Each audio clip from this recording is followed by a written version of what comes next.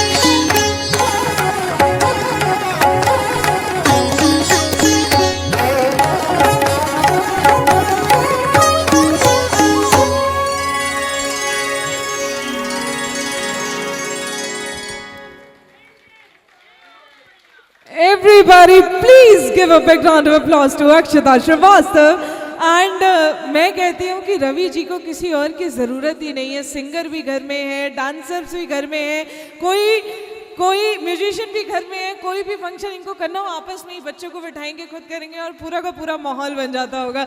So everybody please give a big round of applause to Akshata. And Akshata, that was just amazing.